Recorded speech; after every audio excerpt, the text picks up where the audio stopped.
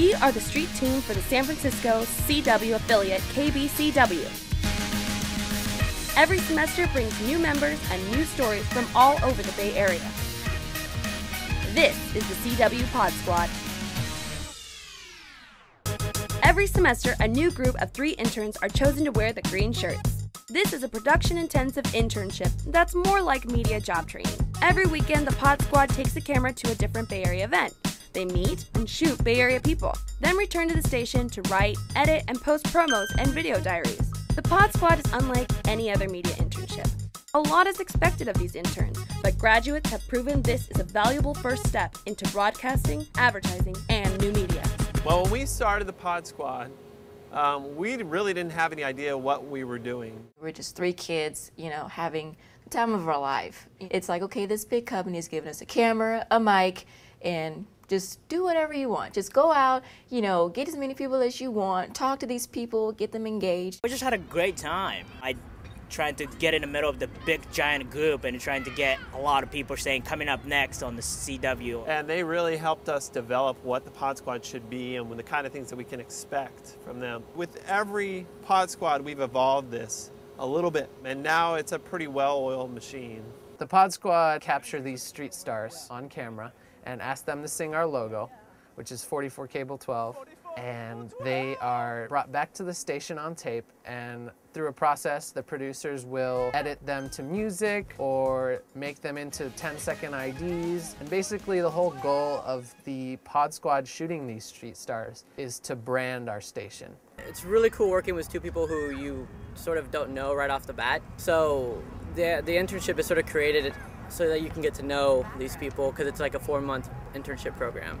It's great working with 2 other interns because, we all have different ideas, and when we collaborate, we, make a good story. But sometimes when we're in the editing suite, during an editing session, we can butt heads on how a story should go and what pictures and what shots or what B-roll should be in the story. But about halfway through the internship, when they get on their feet, that's usually when I ask them if they could do more. My commercial ID, I came up with a tracking shot, and then once I pitched it to Rob, he helped me mold it even more, and he was even the one who was like, let's make big signs. Like, I didn't really envision us having like big signs. After like 30 tries, we finally had it. One day we were filming out in Berkeley, and we went to a particularly dilapidated part of the train track with me, Athena, and Yuki, and just filmed us with the 3 CW signs, doing different stuff, sped up and stop motion, and just cut it together from one of the songs that we had. And from there, I did, I think, a series of maybe 7 or 8 10-second IDs. We were working the All-Star Fan Fest at the Moscone Center, working the booth with Dusty, and someone came over and said, "Oh, would you be interested in interviewing Alyssa Milano?" And Dusty's like, yes, we'll interview her. They said, "Okay, Lindsay, go ahead." And I was like, "Oh, okay." And they're like, "You have 30 minutes to prepare."